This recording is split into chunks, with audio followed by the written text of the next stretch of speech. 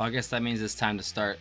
I always click it on accident. Hi guys, welcome to Lee Reacts. I hope everyone's having a good day. I know I am, because guess what? It's finally Slipstream day, baby. I've been waiting months for this one, and we're finally here. And it's all just superficial just because of the name. But apparently it's also a very nice interlude kind of song, just like the one we did 2 weeks ago. It wasn't the last week, but I loved it so much. And I like the other one too. That's the thing. Like they haven't really done that. I guess, well, Thick as a Brick was all one song basically, so they didn't have that there. A Passion Play was kind of broken up. Did they have interludes in that? I can't remember, but I like that one obviously a lot. It's probably one of my favorite things now. But Hymn 43 and Locomotive Breath are also the two singles that were released for this album, and that's what we're listening to today. So I think it goes Hymn 43, Slipstream, and then Locomotive Breath.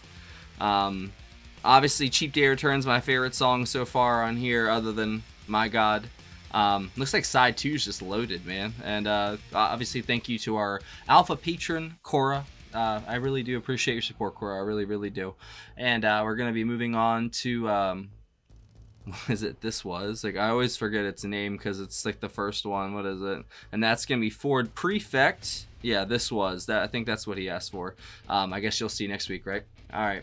Enough jibba jabba. If y'all are not subscribed, please help a brother out. Click that icon right below my face. We do this every Tuesday, 10 a.m. Eastern Standard Time. Toll Tuesday. Pretty simple. And I have a whole Toll playlist there too if you want to watch a bunch of stuff. All right, first up, Hymn 43 by Jethro Tull. 3, 2, 1, go. A Father high in heaven, smile down upon your son. Apparently the last one went right into this, so I fucked that one up.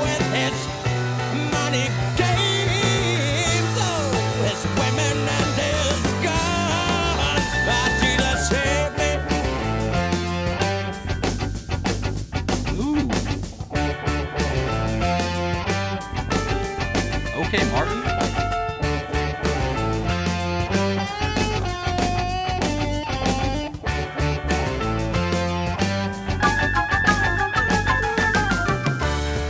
And the unsung Western hero,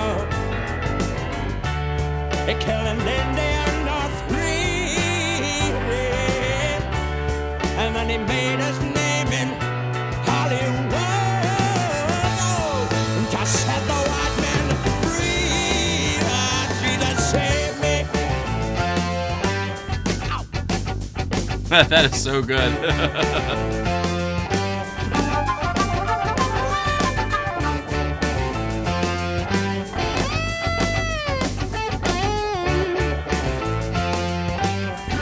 That's awesome.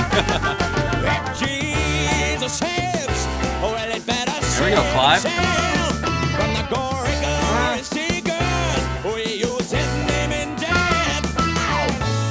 The lyrics too, man. Wow. Oh, Jesus save me.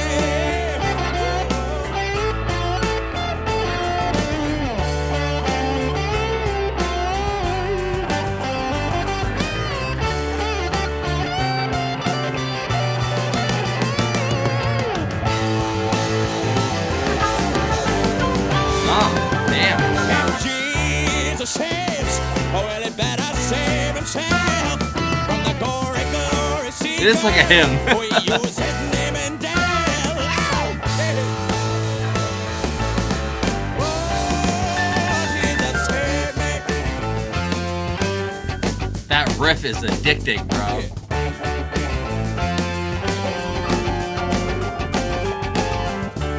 Oh, well, I saw him in the city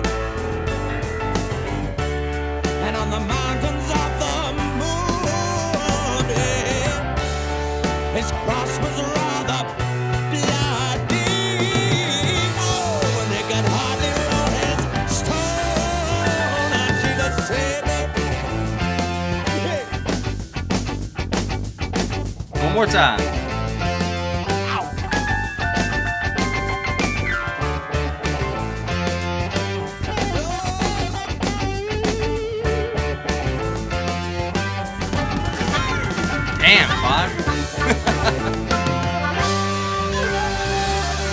That was Clive's best song on the album so far. It's like a referendum on Christianity, like that hymn and everything right there. Well, the lush separation Finally. involves you and the products of wealth push you along on the byway of their spiritless undying selves, and you press on God's way to your last dime as he hands you the bill, and you're spinning the slipstream, tideless unreasoning, paddle right out of the maze, and you paddle right out of the maze.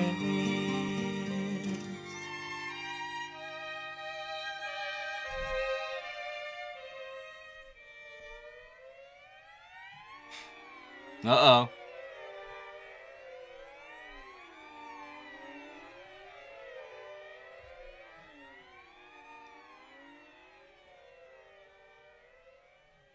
That was beautiful. And it's gone. It's like a fleeting dream. Locomotive Breath. Our last track.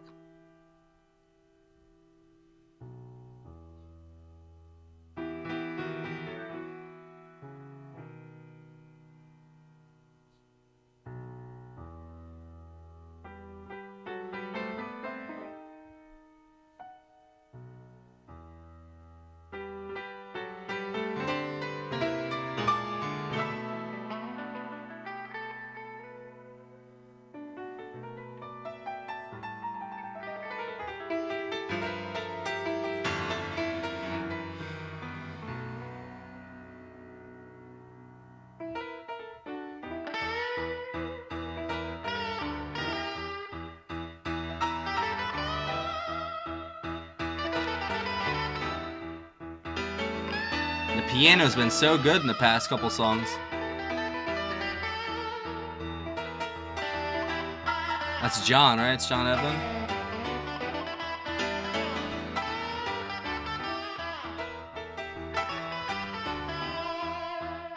Yeah.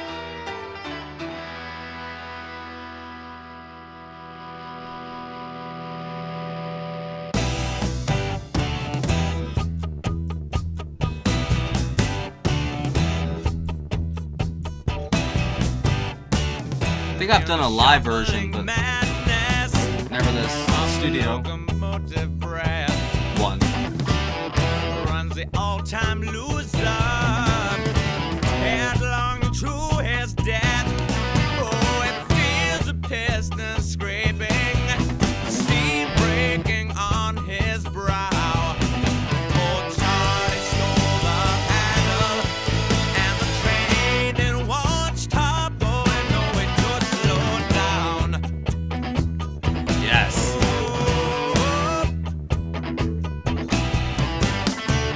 He sees his children jumping off 1971, stations one man. by one. His woman and his best friend in bed and having fun. Oh, it's crawling down the corridor on his hands and knees. Oh, Charlie stole the handle, and the train it won't stop going. No, it just slowed down.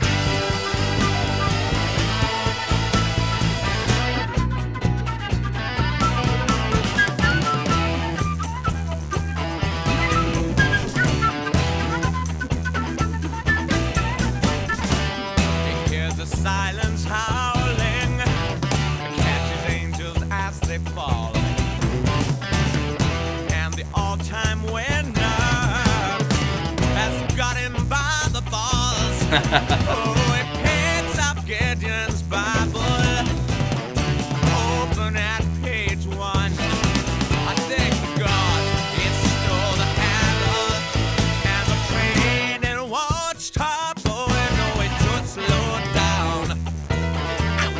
I don't want it to end, man.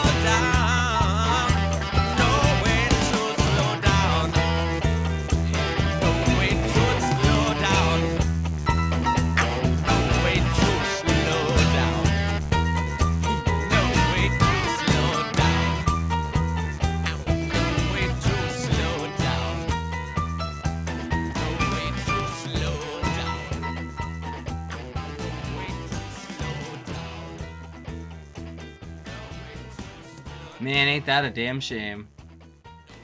What an album, dude. That's crazy. Well, I was sad it was over. Guess what, Lee? There's one more song you're supposed to do, you dumbass. Alright. Jesus Christ. This is Wind Up, the last song on the album. Good God. 3, 2, 1, go.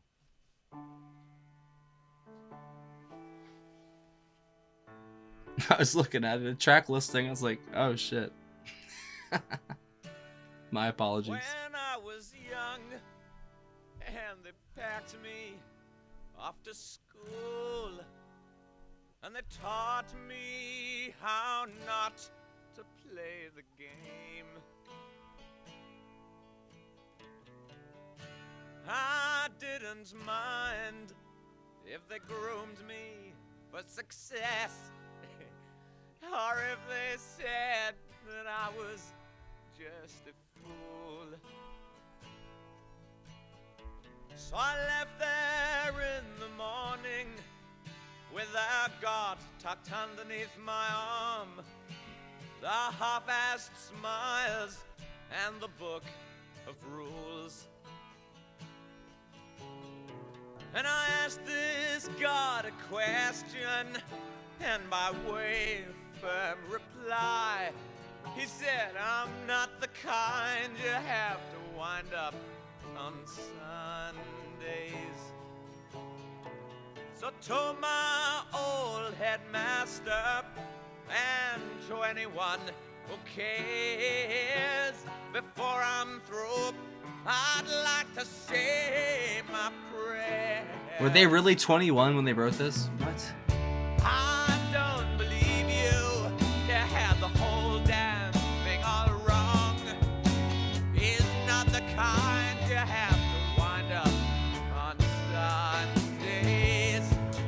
Well, you connect, communicate me on my way to Sunday school, and have all the bishops harmonize these lines.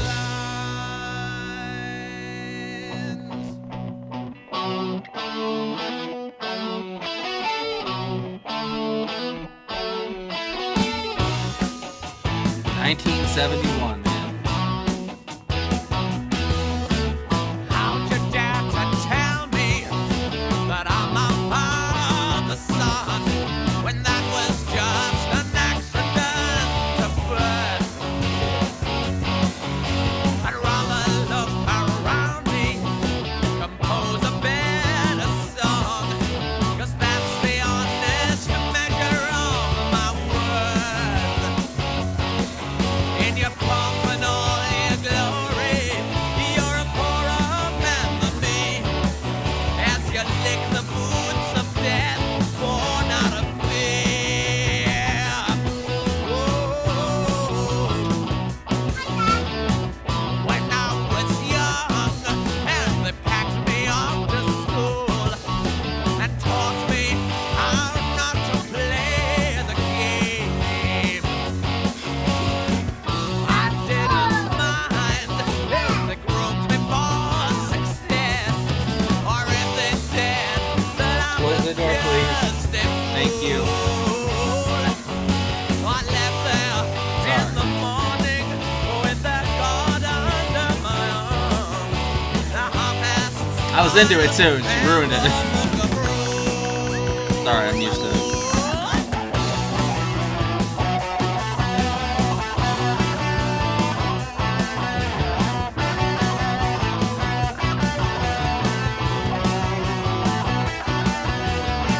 riff is crazy.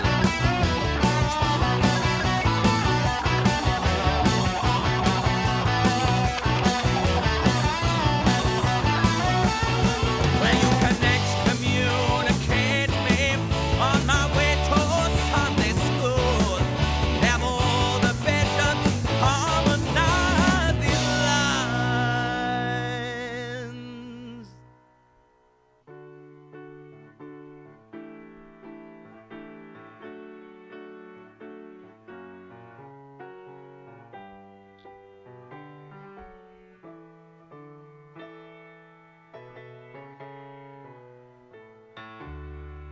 When I was young and they packed me off to school, and they taught me how not to play the game. Yep. I didn't mind if they groomed me for success, or if they said that I was just a fool. So to my old headmaster and to anyone who cares, before I'm through, I'd like to say my prayers.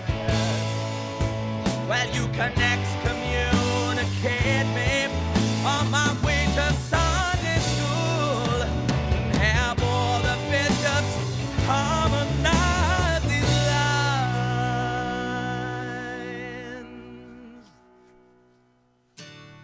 I don't believe you. You had the whole damn thing all wrong. He's not the kind you have to wind up on Sunday. That's it. Wow. Well, at least I got one more song out of it. I thought it was over after Locomotive Breath, and I was very wrong. I'm glad I caught that. Oh, man. That's like Martin Luther nailing the Reformations on the door of the Catholic Church.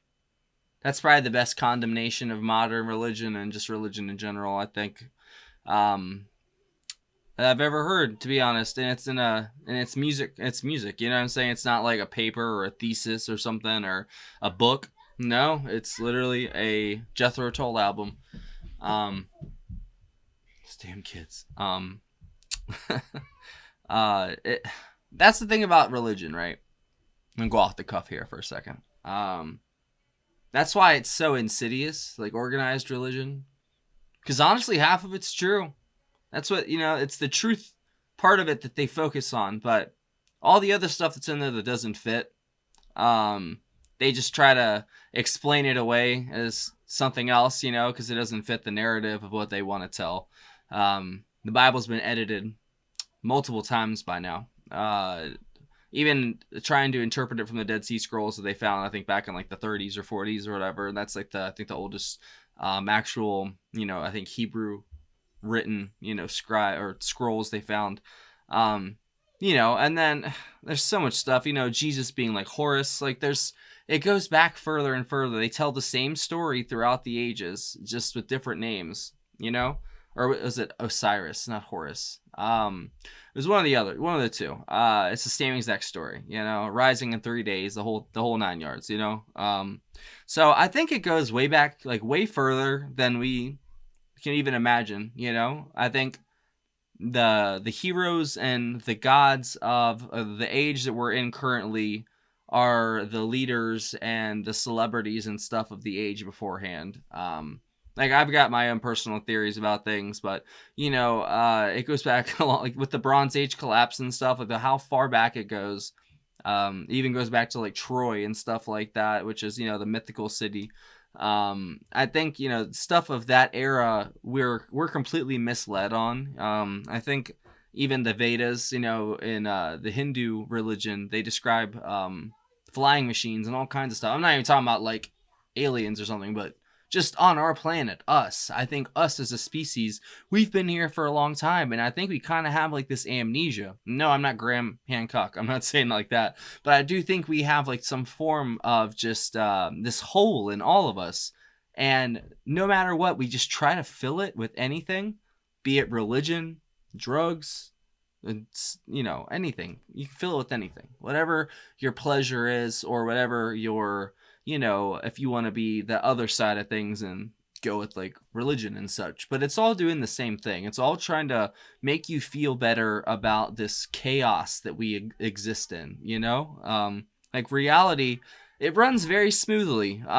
Nature itself doesn't, like the microcosm and the macrocosm. It's a very deadly, crazy place. But reality, like on a fundamental level, like the quarks, the atoms, all that stuff that like we say that's the smallest thing we can see. That's just what we can see.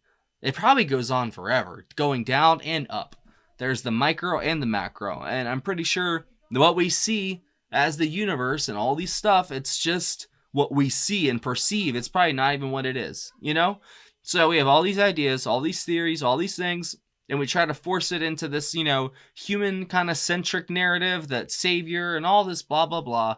I think it's all a form of control, but it's insidious because half of it's true. They do, like I say, the keyhole. That's what religion is you're looking at the thing, but you're staring at it like with the door in front of you. You're looking at this tiny little piece of it, but you're looking at it. It's just through a lens that you really can't actually perceive what it is. They put you in a box that you understand, and it's very interesting. Sorry to go on that tangent, but it's just what this whole album's kind of inspired me. As someone who was raised in the church, I've read the Bible, I've read many religious texts.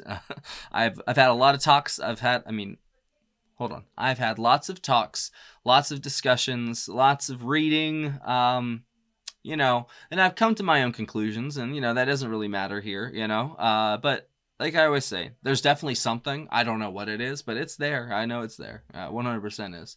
You can call it whatever you will, but it's definitely there. But I don't know. I think Ian, especially if he was 21 when he wrote this, so was he born in 1950? I'm guessing. If he was born in 50, let me see. I can check because I've got the internet. Da da da da. Ian Anderson. 1947. So no, he would have been so he'd been 24 when that album was released. So maybe when they were writing it, they're 23, 22 maybe. So close enough, that's still really, really young to write such a great just takedown of just the organized religion and the kind of I don't want to say scam. It's kind of a scam. It's kind of it's just organized religion. I'm not saying religion itself is bad, but the way that like the mega churches operate and a lot of, I can't even really go into it. I'm gonna get demonetized so quick. But it's not just Christianity. There's multiple religions where it's like mass, corporatized religion almost, and it's scary because there's so many things that can come out of that are kind of ugly. And who knows, they might even start self-fulfilling the prophecies that they wrote. That's kind of how they work, Someone's like, you know what, I think I'm going to start the apocalypse. Even though the apocalypse is just something that, almost like it's a perceived, monomyth kind of thing, even though there's a lot of things that happen that kind of line up with what they say is happening. But at the same time, that could be people just doing that to do that, like you have to think in different ways. Like, it doesn't mean I actually believe that, but like, you have to just perceive everything from every angle and you'll find it, but I've been tangenting long enough. Sorry, that's just when I talk about religion, I kind of have a little bit of a background in it, so I I can talk a little bit at least. But as I always say, it does not matter what you do. It doesn't matter what you believe in. Not to me, at least. I don't care. As long as you're cool, got a good taste in music, you're good with me, bro. All right, so it's Ian Anderson, lead vocals, acoustic guitar and flute, and production. Martin Barr, electric guitar, and the Descant recorder. Jeffrey Hammond on the bass, John Evan on the piano and organ, and Mellotron, and then Mr. Clyde Bunker on the drums and percussion. And then Glenn Cornick also, well, not any of these songs, never mind. Man, what a finale, I think this was like the synthesis of the the thesis and the antithesis that they were going with, back and forth kind of, I feel like, with this album, perception and, perceiving the man on the corner who's begging for change as this monster, blah, blah, blah. But in reality, it's just some guy down on his luck who, just needs some help. And he's a really nice guy, actually. That's her, But as someone who used to be one of those people, not per se begging for change, but as someone who's on the streets a lot of them aren't, though. That I'm not gonna beat around the bush. Not a lot of them are, but there are lots of people out there that are good people that have just been through a lot. I'll definitely. That's another thing I got experience in, is being like that. So this album is just written for me, right?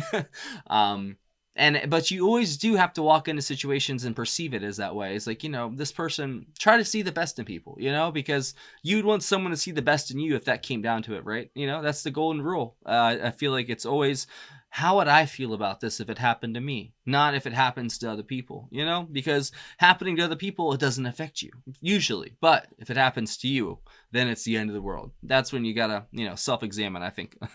But honestly, the highlight of this album, of course, is Ian.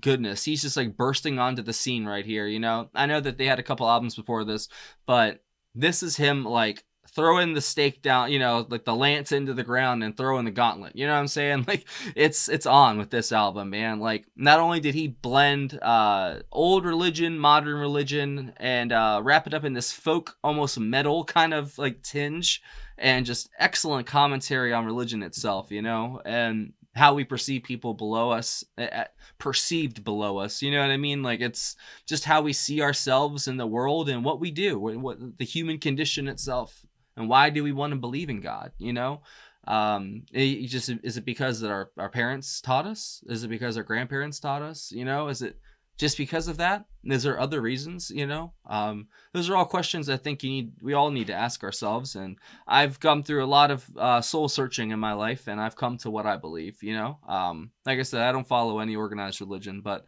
there is some sort of source, as they call it. It's definitely there. I don't know what it is, though. Maybe one day we'll find out, right? And that'll be the day you can't know the secret for too long, and then you're out. So sometimes ignorance is bliss. As like I said, I did take a little peek behind the curtain once or twice, shall we say, and it's kind of freaky, bro. I'm not gonna lie. But like I said, I think my favorite song out of this whole damn album, Slipstream, was great. It was beautiful, but I have to go with this. I keep for it's whatever. It's Cheap Day Return. Like I wanted to say Cheap Day Return, but it didn't sound right in my head, so I was like, what is it called? But yeah, Cheap Day Return honestly is one of my favorite Jethro Tull songs of all time now. I'm gonna go with that as my favorite song on side 1, and then on side 2, I'm gonna go with honestly, it's either My God or Hymn 43. I have to go with My God. So yeah, Cheap Day Return and My God are my favorites. And yeah, Ian's lyrics, his charisma, and all that shines through. But you can definitely see the what's it called? The almost the beginnings of the rest of the Tull catalog here. Like you hear little bits of almost the metal side, like Crest of a Knave. You hear a little bit of the folky side. You get in like Thick as a Brick. That's kind of like proggy too at the same time. And you get lots of his mannerisms and euphemisms and like the way that he sings and stuff. I think this is like the beginning of the rest of Tull right here. And they all grew out from this direction. And you already know what happens after that, right? My favorite Jethro Tull album right there, just chilling. I heard shades of this with Martin's guitar at points, he was the backup, I'd say. This is number 2.